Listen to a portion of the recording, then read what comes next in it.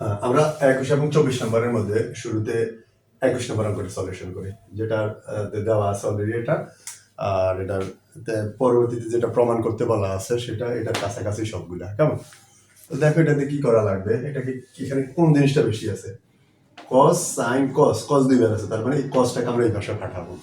তো পাঠালে কি দেখবা দেখো, হ্যাঁ, সাইনে ইকুয়াল √2 কসে, এই কস এটা প্লাসের এই পাশে আসলে হবে মাইনাসের।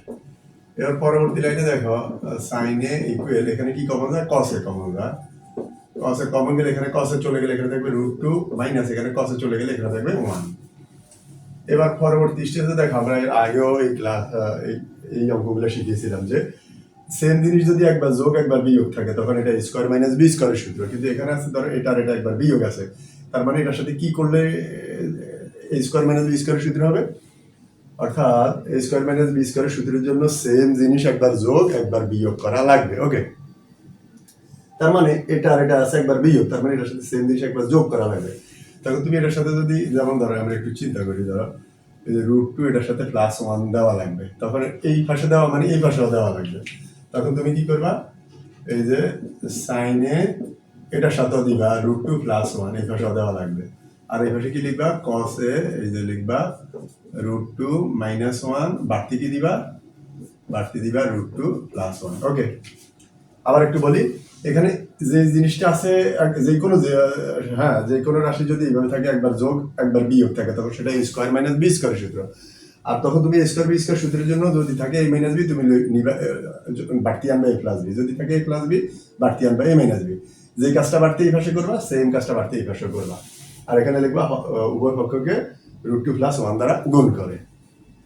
এবার দেখো সাইনে এখানে যাবে এখানে যাবে, তো কি হবে দেখো, হ্যাঁ সাইনে যদি √2 সাথে যায় হবে √2 সাইনে, প্লাস সাইনে যদি 1 এর সাথে যায় হবে সাইনে, ইকুয়াল এখানে থাকে কসে, আর এখানে কি a plus b into a minus b. এটা কেমন? a স্কোয়ার মাইনাস বি স্কোয়ারের সূত্র। হ্যাঁ, এটা a স্কোয়ার মাইনাস বি স্কোয়ারের সূত্র। এরপরে দেখো √2 সাইনে প্লাস সাইনে ইকুয়াল কসে, এখানে খেয়াল করো স্কোয়ার রুটে কাটা গেলে 2, এখানে 1 স্কোয়ার মানে 1, স্কোয়ার রুটে কাটা গেলে 2, 2 থেকে 1 বিয়োগ করলে 1, 1 আর এটার সাথে গুণ করলে এটাই হবে, তার মানে আর কিছুই আসলো না। কেমন?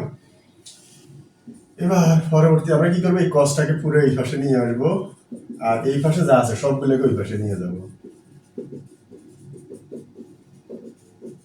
এবার আসো পরবর্তীতে দেখো যেটা প্রমাণ করতে বলা আছে সেখানে দেখবা কসে এই প্লাস সাইনে এই পাশে আসতে হবে মাইনাস সাইনে, আর এই পাশে বাকি থাকে যা আছে তাই পড়ে থাকবে √2 সাইনে। এটাই, হ্যাঁ এটাকে তোমার বলা আছে যে প্রমাণ করতে, তো তুমি ফাইনালি এটা লিখবা রুট। ওকে,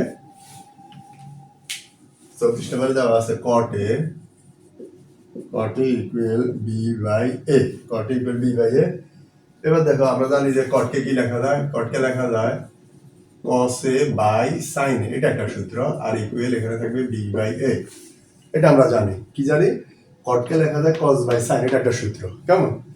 এবার এটাকে তুমি বিপরীতকরণ করবা, বিপরীতকরণ করলে কি হবে? নিচেরটা উপরে যাবে, উপরেরটা আসবে নিচে, ইকুয়াল এ বাই বি। তো এখানে তুমি লিখবা বিপরীতকরণ করে, বিপরীতকরণ করে। আচ্ছা, এবার তুমি কি করবা, অঙ্কে দেখবা যে তোমার কার মান বের করতে বলা আছে, যেভাবে আছে যার মান বের করতে বলা আছে, তখন তুমি সেখানে এই বাড়তি কাজটা করবা, যেটা কি এই যে সাইনে বাই কস এ, একটা জিনিস বাড়তি আছে, যে বাড়তি কাজটা কি সাইনের সাথে আছে এ, কজ এর সাথে আছে বি। তখন তুমি এখানে উপরে লিখলা এ, নিচে লিখলা বি, তার মানে উপরে এ দ্বারা গুণ করলা, নিচে বি দ্বারা গুণ করলা। আর এখানে তো এ বাই বি অলরেডি আগেরই আছে, তো এখন যদি বাড়তি এ দ্বারা উপরে গুণ করি, এখানেও এ দ্বারা গুণ করলে হবে এ স্কোয়ার, নিচে একটা বি গুণ করলাম, এই পাশে যদি আরেকটা বি দ্বারা গুণ করি তখন এটা হবে বি স্কোয়ার। তখন তুমি দেখবো যে উভয় পক্ষকে এ বাই বি দ্বারা কি করে? গুণ করে। হ্যাঁ, গুণ করে এটা লিখবা। এবার পরবর্তী লাইনে এবার তুমি কোন দিকে দেখবা? এবার দেখবা তোমার কি কার মান চাইছে, এখানে কিভাবে চাইছে সেটা দেখবা।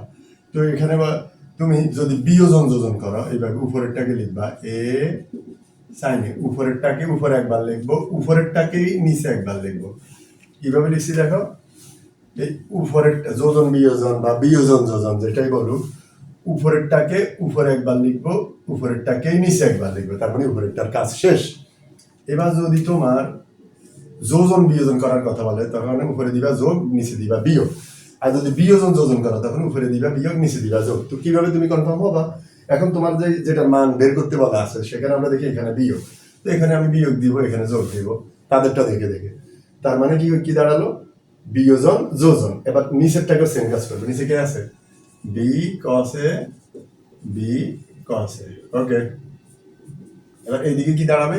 উপরেরটাকে উপরে এই স্কোয়ার, উপরে এই স্কোয়ার উপরে লিখবো, নিচে লিখবো। যেহেতু বিয়োজন যোজন, উপরে বিয়োগ নিচে যোগ। এবার নিচেরটাকে লিখবো, নিচেরটাকে এখানে লিখবো, নিচেরটাকে এখানে লিখবো। তার মানে তুমি যেটা করলে এখানে লিখবা উভয় পক্ষকে বিয়োজন যোজন করে, বিয়োজন যোজন করে, হ্যাঁ বিয়োজন যোজন করে, এটাই অ্যান্সার।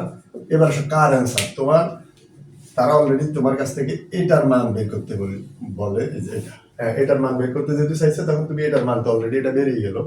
ওকে।